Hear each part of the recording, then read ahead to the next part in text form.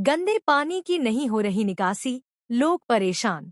जल भराव से फैल रही बीमारियां, बदबू के कारण रहवासियों का बुरा हाल।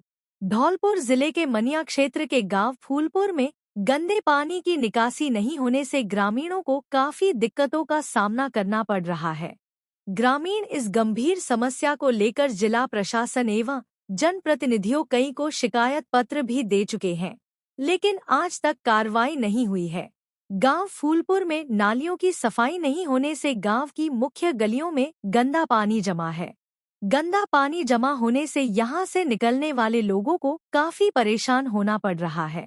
ज्यादातर घरों के लोगों को तो गंदे पानी से ही निकलना पड़ रहा है। ग्रामीणों का कहना है कि गंदा पानी सड़क पर 3 फीट तक जमा होने से स्कूल, कोचिंग जाने वाले बच्चों और राहगीरों को यहां से निकलने में मुश्किल का सामना करना पड़ रहा है। गंदा पानी लगभग 2 महीनों से इकट्ठा हो रहा है। इसके कारण दूर तक बदबू आती रही है। गांव में गंदे पानी की निकासी की व्यवस्था की जानी चाहिए और नालियों की सफाई की जानी चाहिए ताकि ग्रामीणों को परेशान नहीं होना पड़े। विमल शर्मा ने बताया, गांव में गंदे पानी की निकासी नहीं होने से मुख्य गलियों में गंदा पानी जमा रहता है। इसके कारण ग्रामीणों को काफी परेशान होना पड़ रहा है। कई बार इस बारे में अधिकारियों से शिकायत की है, लेकिन कोई कार्रवाई नहीं हो रही है। वहीं अब मच्छर पनपने लगे हैं, जिससे बीमारियां फैल रही हैं।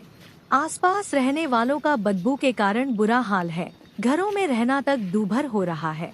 इससे हम बहुत परेशान हैं। आने जाने के लिए रास्ता भी बंद हो गया हमारा। घूम घूम के जाना पड़ता है। ना तो कोई सरपंच, ना मंत्री, ना जय बघेल साहब हैं, ये भी नहीं सुनवाई कर रहे हैं। हम क्या करें, कहाँ किससे गुहार लगाएं, अब किससे बोले जाके। 1 महीने से ज़्यादा हो गया, ये ऐसा ही रहता है। तो बारिश होने के बाद में ज़्यादा हो जाता है। और कई बार सूचना दी है, सरपंच को भी बोला है, बघेल साहब को भी बोला है, नेताजी इनको बोला है, और धौलपुर भी बोला था, कोई नहीं सुनवाई कर रहा है इसकी। इससे हम बहुत परेशान हो गए हैं। क्या कह सकते हैं इसके बारे में। हम ही परेशान हैं, हमको पता है हम क्या कर सकते हैं।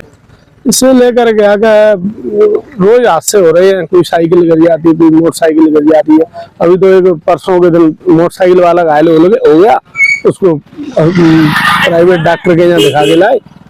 और बच्चे पढ़ने वाले बच्चे हैं, पढ़ाई की आदत हो रही है और राहगीर परेशान है। कई गांवों का जुड़ाव है मनिया से, 10-12 गांव तो आते जाते रहते हैं, रास्ता चलता रहता है। वो जब पानी के चक्कर में सब व्यवस्था, कई बार कलेक्टर साहब के यहाँ गई है, कई बार तहसीलदार साहब के यहाँ गई है, खूब ज्ञापन दिया है हमने, वो दिया है।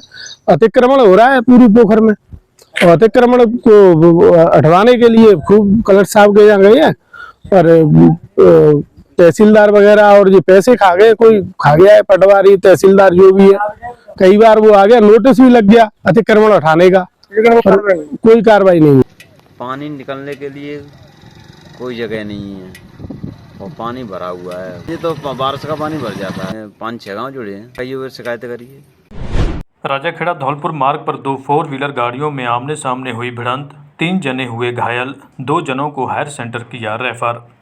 धौलपुर जिले के राजाखेड़ा थाना क्षेत्र के राजाखेड़ा धौलपुर मार्ग पर सोमवार देर शाम 2 4 व्हीलर गाड़ियों में आमने सामने भिड़ंत हो गई। इस घटना में 3 जने गंभीर रूप से घायल हुए हैं। घटना राजाखेड़ा धौलपुर मार्ग पर सोमली पुलिया के पास की बताई जा रही है। घटना को लेकर घायल माखन सिंह ने आज मंगलवार सुबह 7 बजे बताया कि माखन क्या घटना हुई? मैं धौलपुर से आ रहा था और हॉस्पिटल से गाड़ी में अपने गांव जा रहा था, और गाड़ी में मेरी भाभी और मैं और मेरी भतीजी बैठी थी, और सामने से गाड़ी आई और ठोक दी। कहाँ की घटना है? सोमली पुलिया की। जी, फिर क्या हुआ? और मैं राजाखेड़ा हॉस्पिटल में हूँ, और भाभी और मेरी भतीजी आगरा रेफर कर दिए। किसको ज़्यादा चोट है? ये और मेरी भतीजी। राजाखेड़ा के नायला जीएसएस पर चलेगा मरम्मत का काम। 20 अगस्त से 9 सितंबर तक बिजली आपूर्ति रहेगी बाधित।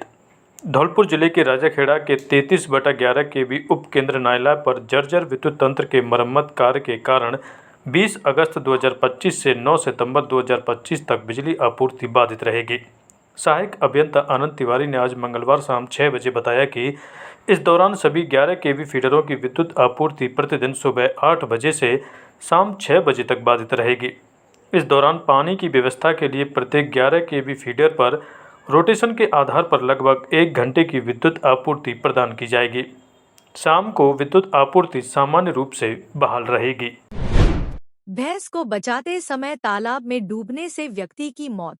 धौलपुर जिले के कंचनपुर थाना क्षेत्र के गुजर्रा खुर्द गांव में सोमवार शाम एक दुखद घटना सामने आई, जहां तालाब में भैंस को बचाने के प्रयास में 45 वर्षीय पशुपालक रामकिशन कुशवाहा की डूबने से मौत हो गई। जानकारी के अनुसार रामकिशन अपने पशुओं को तालाब किनारे चरा रहा था। जब वह पशुओं को घर ले जाने लगा, तब एक भैंस तालाब में चली गई। भैंस को बचाने की कोशिश में रामकिशन खुद पानी में डूब गया। ग्रामीणों ने रामकिशन को पानी से बाहर निकाला। इसके बाद कंचनपुर पुलिस को सूचना दी गई। शव को बाड़ी अस्पताल की मोर्चरी में रखा गया। मंगलवार को परिजनों की मौजूदगी में पोस्टमार्टम के बाद शव परिजनों को सौंप दिया गया। मृतक पशुपालन से अपना और अपने परिवार का गुजारा करता था। उनके परिवार में 2 लड़के और 3 लड़कियां हैं। घटना से पूरे गांव में शोक का माहौल है। मृतक के चचेरे भाई राम खिलाड़ी ने कंचनपुर पुलिस में रिपोर्ट दर्ज कराई है। कंचनपुर तहसील के गिरदावर शाहिद अली ने बताया कि घटनास्थल का मौका पर्चा तैयार कर लिया गया है। मृतक के परिवार को आर्थिक सहायता दिलाने के लिए रिपोर्ट तैयार की जा रही है। चारागाह भूमि पर अतिक्रमण की शिकायत, एसडीएम को सौंपा ज्ञापन। धौलपुर जिले के बाड़ी के इब्राहिमपुर ग्राम पंचायत के तामोटी गांव में दबंगों ने सरकारी चारागाह भूमि पर कब्जा कर लिया है। ऐसे में परेशान ग्रामीणों ने एसडीएम भगवत शरण त्यागी को ज्ञापन सौंपकर कार्रवाई की मांग की है। ग्रामीणों का कहना है कि दबंगों ने सरकारी भूमि पर अतिक्रमण कर कोठरी और मकान बना लिए हैं। इतना ही नहीं, चारों ओर चारदीवारी भी खड़ी कर दी है। इससे रास्ते बंद हो गए हैं और पशुओं को चराने की जगह नहीं बची है।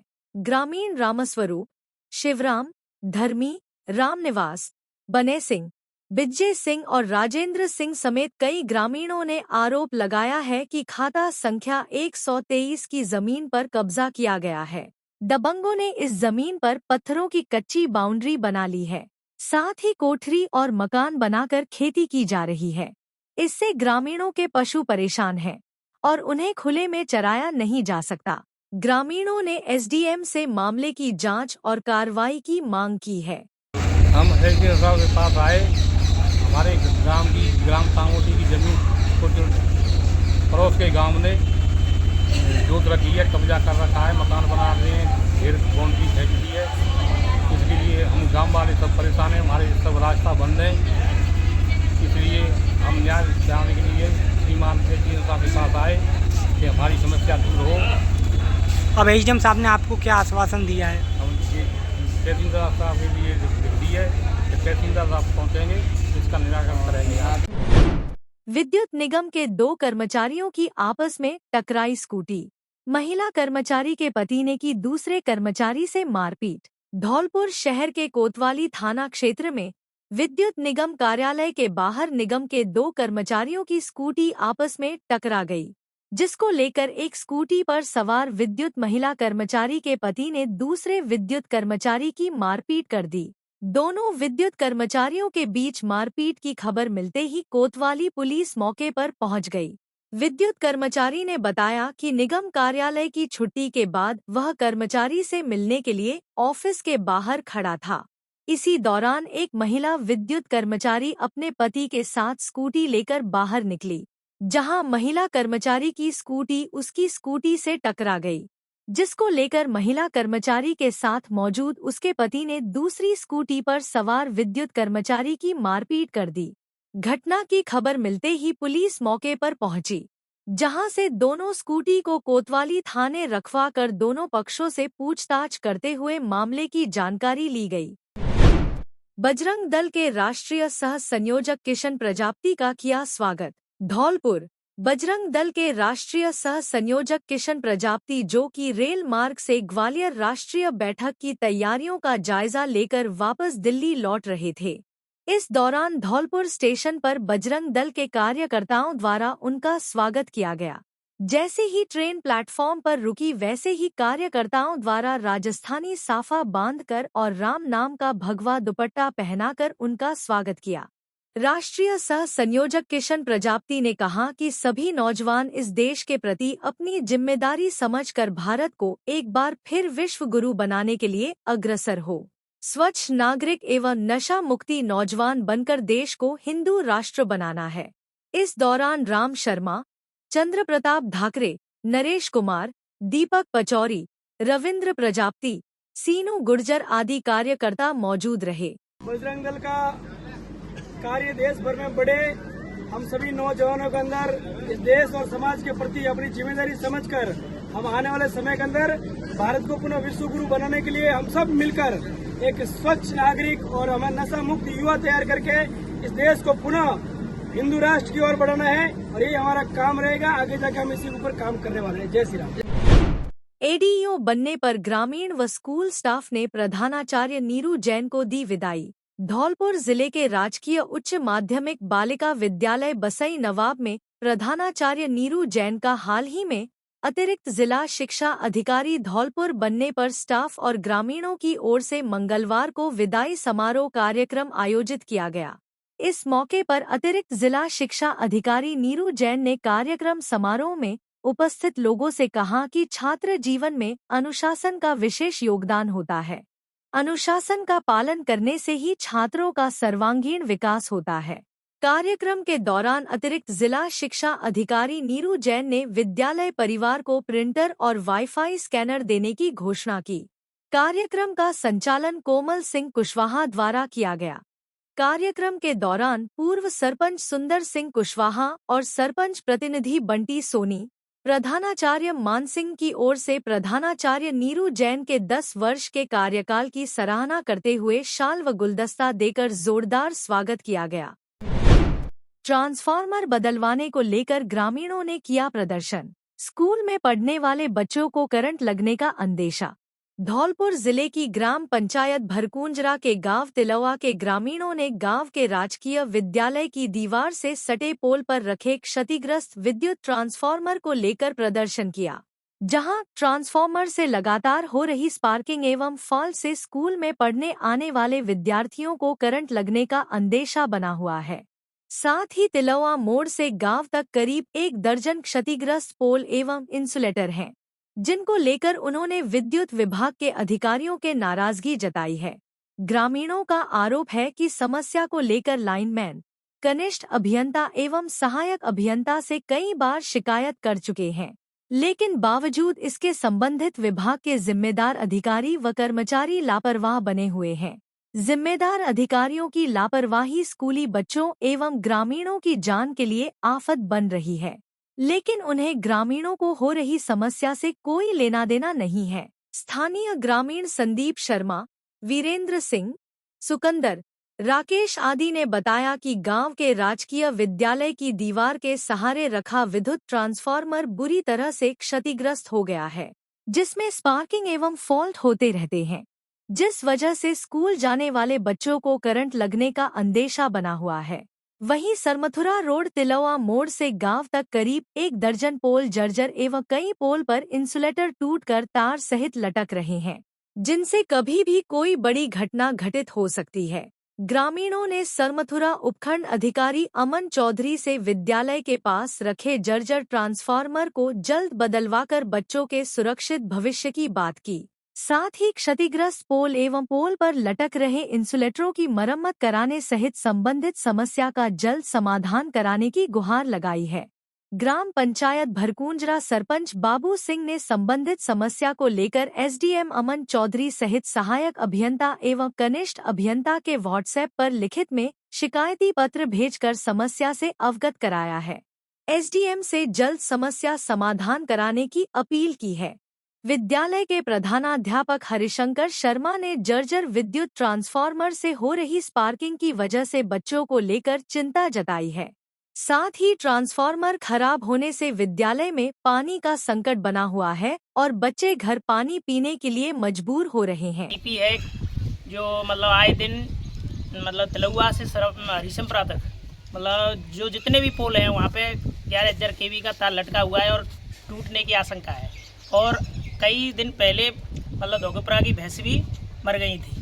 और स्कूल में जो दीवार पे डीपी रखी है उस पर क्या है कि बच्चे आते जाते रहते हैं, तो वो तार टूटने की संभावना है। तो हमारी लाइट है उसकी ये समस्या है कि हरिसिंहपुरा मोड़ से तलुआ तक उसमें क्या सारे तो तार लटके हुए हैं, सभी पोल जर्जर हालत में, और इनके इंसुलेटर लटके हुए हैं। वहाँ भैंसें भी चरती हैं, भैंस चराने वाले भी रहते हैं, तो हादसे की संभावना हर समय 24 घंटे उपलब्ध है। वहाँ पे कभी भी हादसा हो सकता है। तो इसलिए, और अभी हमारे गांव में जो स्कूल के पास डीपी रखी हुई है, मेन समस्या ये है कि इसमें बच्चे पढ़ते हैं, बच्चे इसके साइड से निकलते हैं, रास्ता इसके साइड से होके है। इसको अभी इसमें रात को बहुत बड़ी स्पार्किंग हुई और सुबह के समय यहाँ पे बच्चे निकल रहे थे। जब भी स्पार्किंग हुई, भगवान ना जाने, भगवान ना करे कि वो तार अगर बच्चों पे गिरता तो बहुत बड़ा हादसा हो सकता था।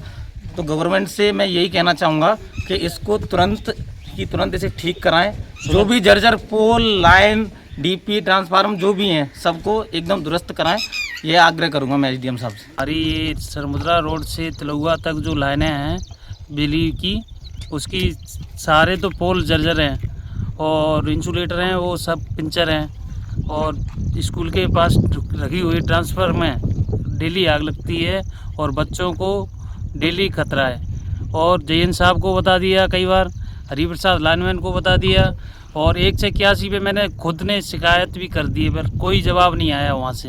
विद्यालय के लिए जिस डीपी के द्वारा लाइट का कनेक्शन है वो डीपी रोजाना खराब होती रहती है। बच्चों को विद्यालय आने में परेशानी होती है क्योंकि उसमें स्पार्किंग होती रहती है बरसात के दिनों में। और जब डीपी खराब हो जाती है तो विद्यालय में बच्चों के लिए पीने के पानी एवं एमडीएम का भोजन बनाने के लिए भी समस्याएं रोजाना आती रहती हैं और बच्चे परेशान रहते हैं। घर पानी पीने के लिए जाते हैं, इसी में बच्चों का समय निकल जाता है।